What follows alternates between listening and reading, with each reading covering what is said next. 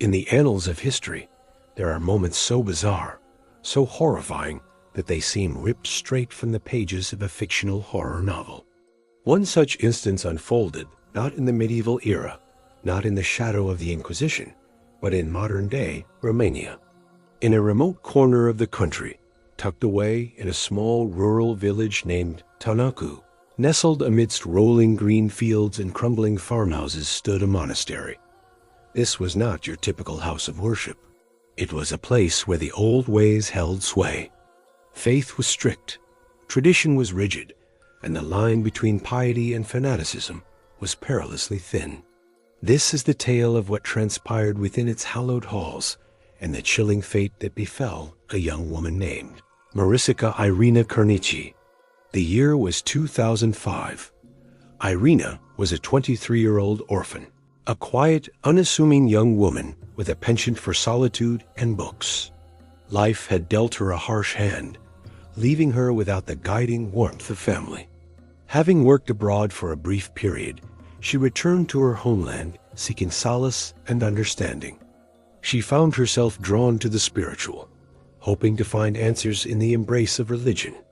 It was then that she stepped into the Tanacu monastery, unaware that she was stepping into a cauldron of fervent beliefs and unyielding traditions. Amongst the cloistered walls of the monastery, Irina's journey took a sinister turn. She was received by Father Daniel Corajanu, a charismatic 29-year-old priest whose devotion knew no bounds.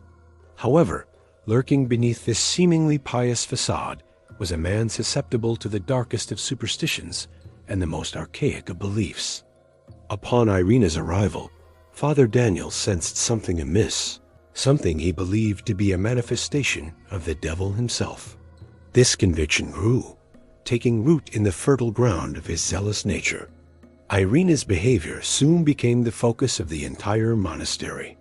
She stopped speaking, spending much of her time in isolation, lost in her thoughts. Sometimes her silence would be shattered by screams, other times by strange, unsettling murmurs. All of these episodes were interpreted through the lens of Father Daniel's beliefs.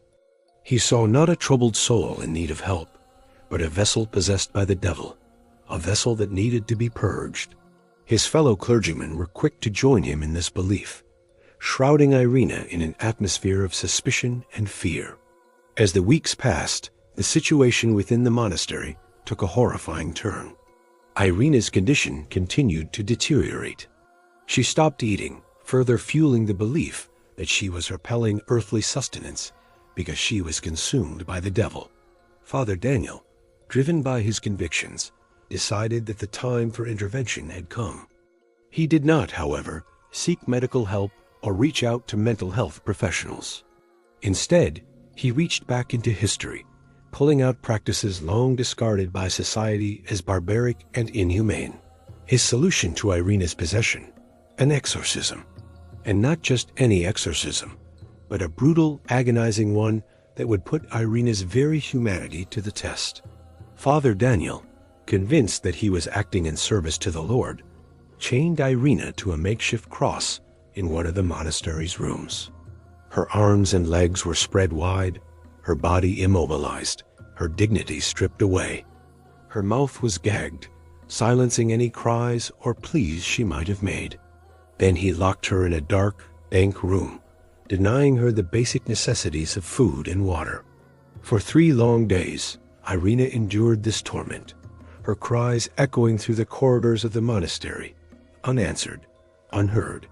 The supposed cure for her possession consisted in leaving her in this state of captivity, hoping that the devil would somehow leave her body. Finally, when her body gave up, succumbing to the horrors it was subjected to, they realized their actions had killed her. Panic set in, and the harsh reality of their horrific actions hit them. They rushed Irina to the hospital, desperately trying to revive her.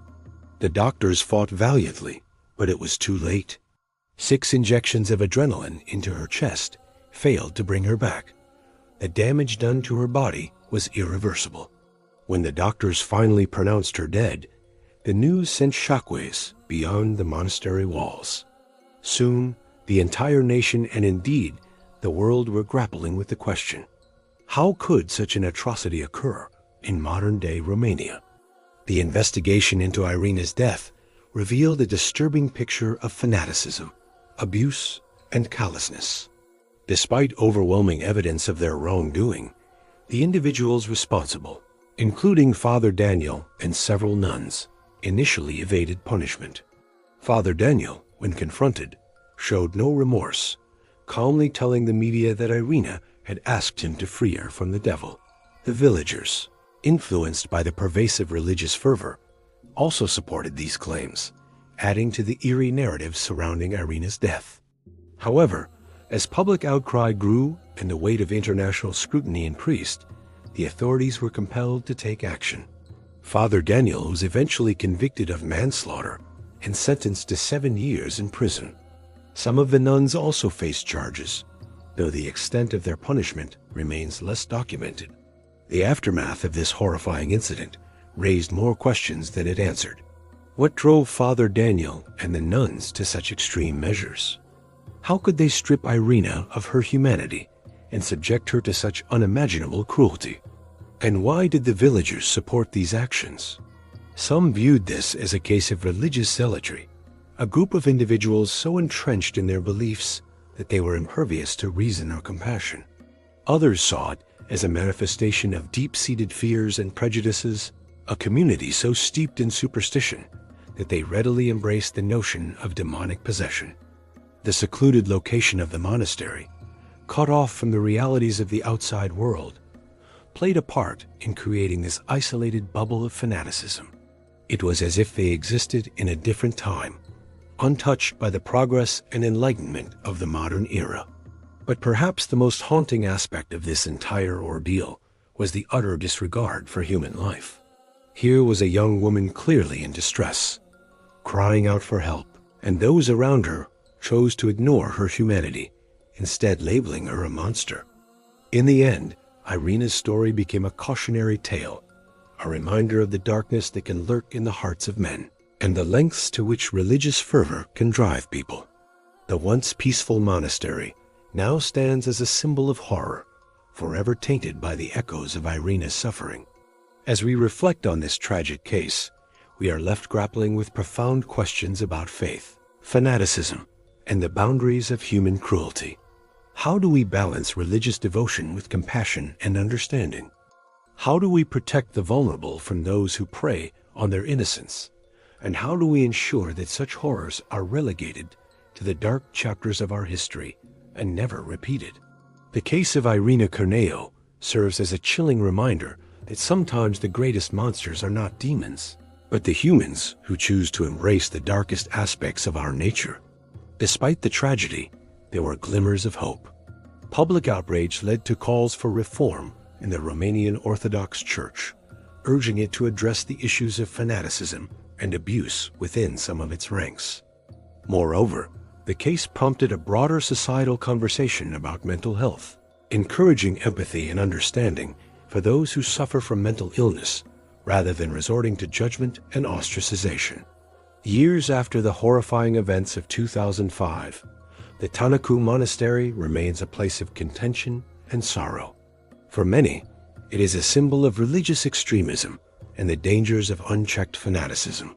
For others, it is a place of pilgrimage, a site where they come to pay their respects to Irina and mourn her tragic loss. As Romania grapples with its past and strives to build a future rooted in justice and equality, the memory of Irina Cornici serves as a constant reminder of the fragility of life and the need for compassion and understanding in a world often consumed by darkness.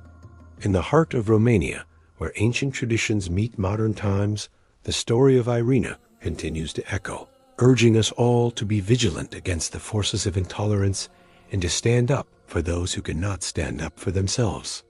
What are your thoughts on this case? Do you think that Irina was truly possessed by the devil, that she was a victim of circumstances, or that she was deliberately targeted by the monastery? Share your opinions in the comments below. Also, let us know if you would like us to cover similar cases in the future. Thank you for watching. Don't forget to subscribe so that you won't miss any new videos. See you soon.